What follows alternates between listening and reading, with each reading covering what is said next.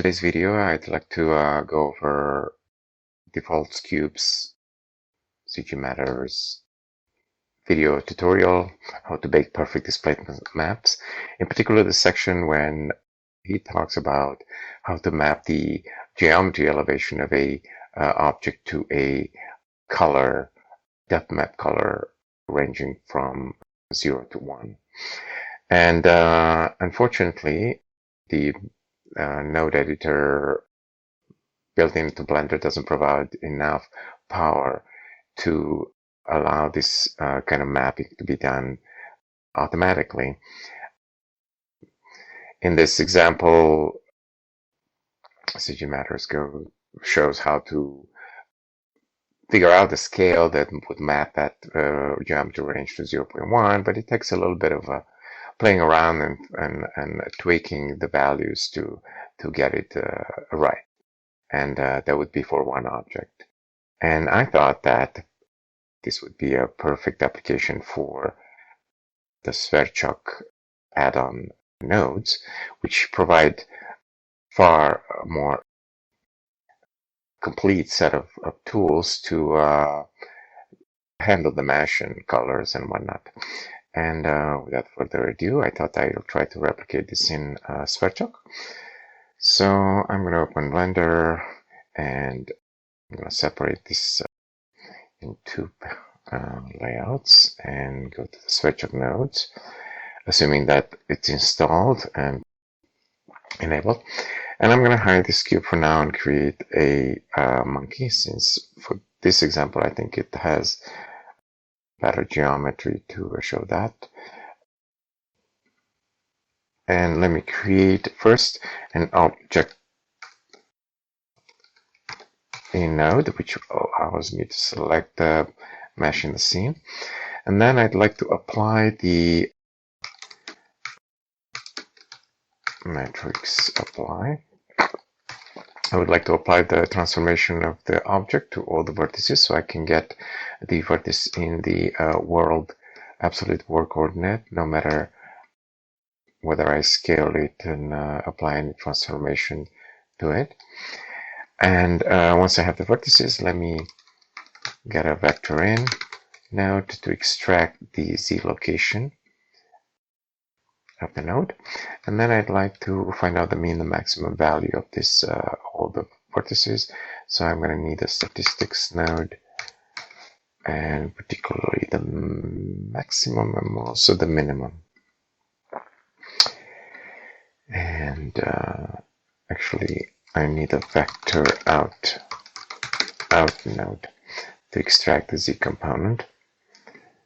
And once I figure out stethoscope to look at the values,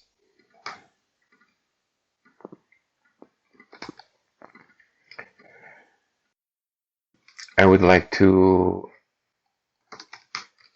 find the difference between minimum and maximum. So I'm going to get a scalar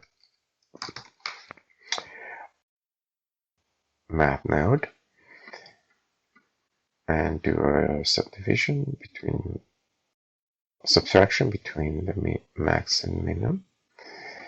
And also I'm going to subtract the minimum out of all the values of the vertices. So this will give me the vertices elevation relative to the minimum of all of them. And once I have this, all I have to do is do a divide between these two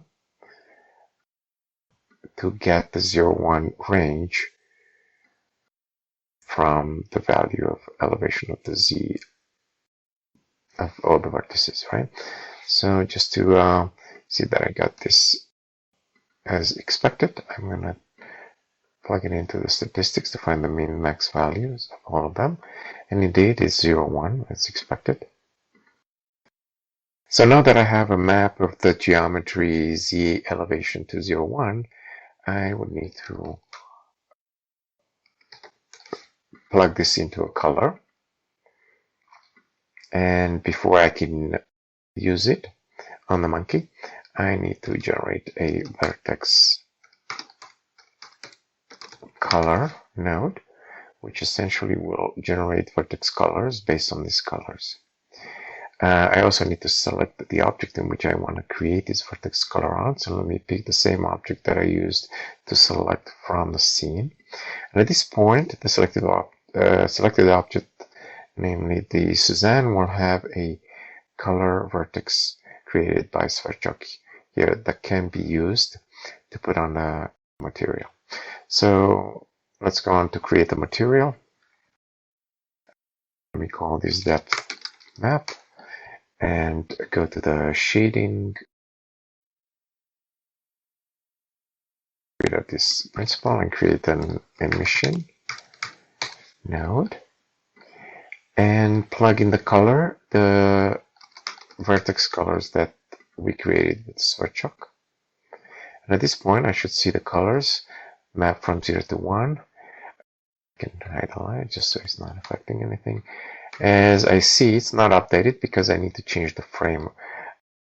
So the Sverchok updates the colors. Another trick is to, instead of change the frame, just play the animation.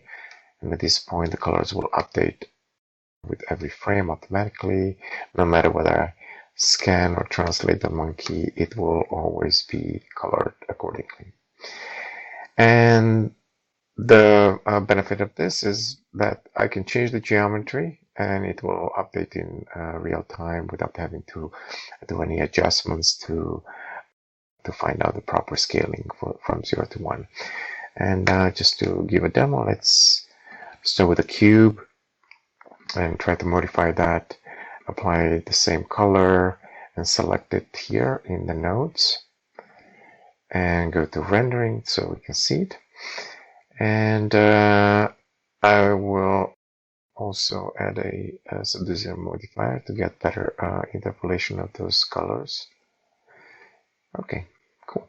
Now if I go into edit mode and let's say I edit the mesh, I'll do an inset and an extrude and an inset again and an extrude again and tap to exit in object mode. This is, as you can see, updated automatically. And if I do a little bit more editing,